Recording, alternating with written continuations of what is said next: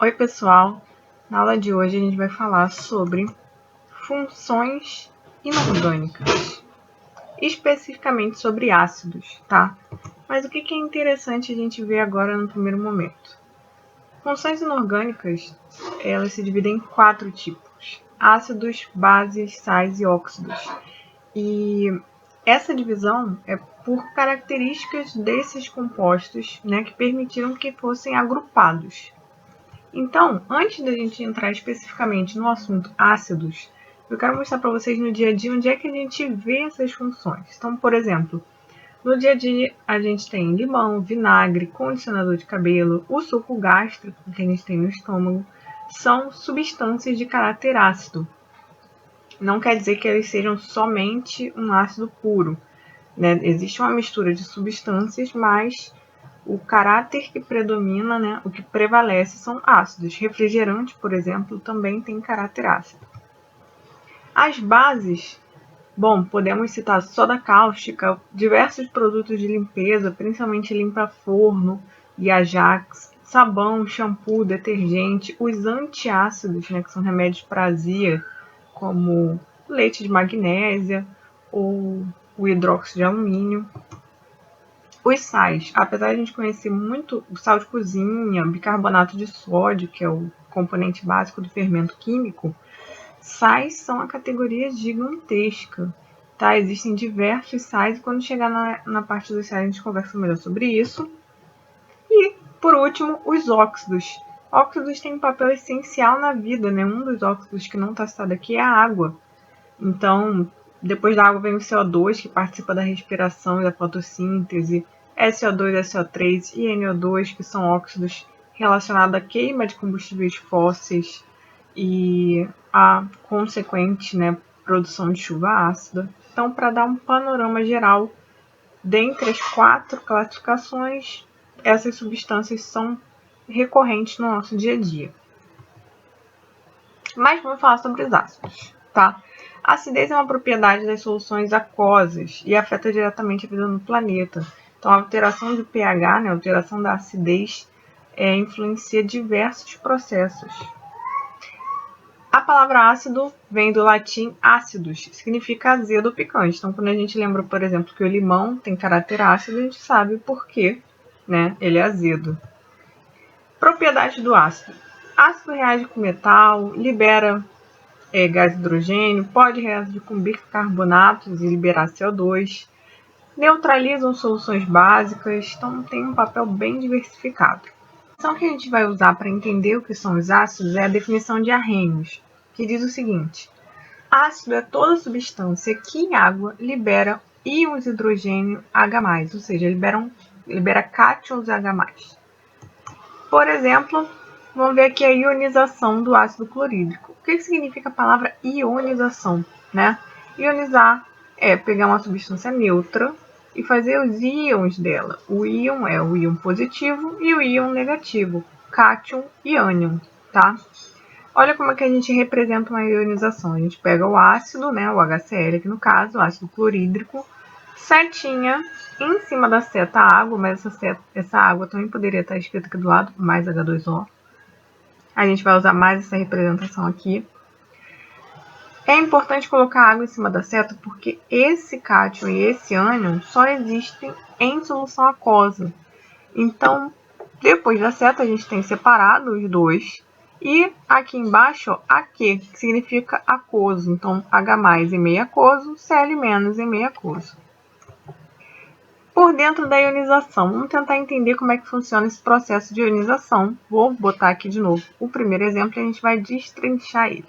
Então, ó, inicialmente a gente tem o HCl, né, setinha e água. E aí, como é que eu sei que H é mais e Cl é menos?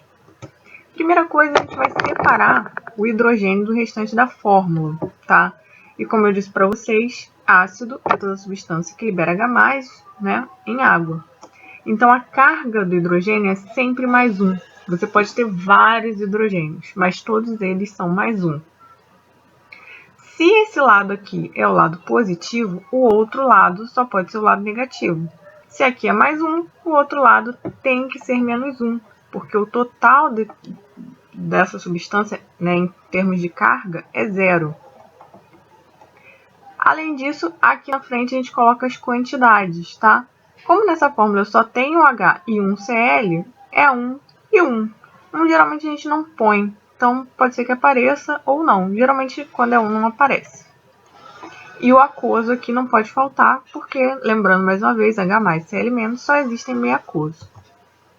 Vamos para o segundo exemplo, H2S, ácido sulfídrico.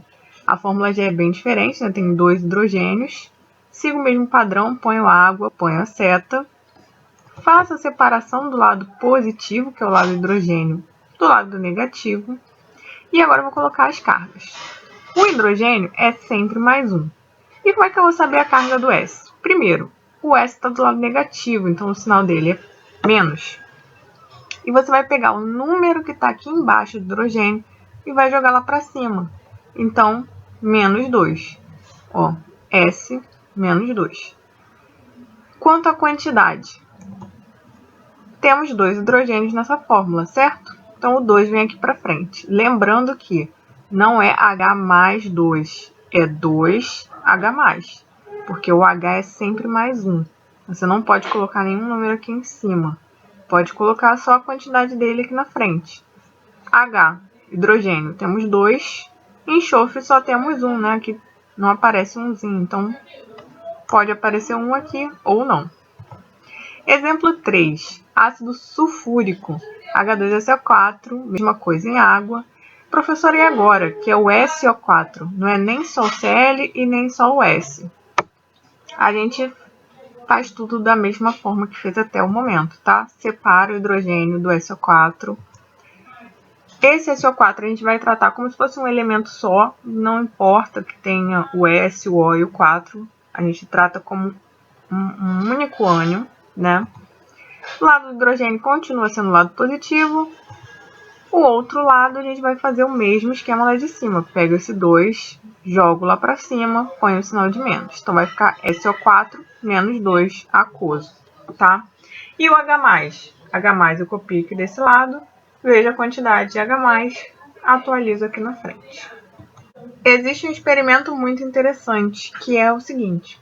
Toda vez que a gente joga uma substância em água e ela tem esse comportamento de formar cátions e ânions, ela permite que ocorra a condução de eletricidade.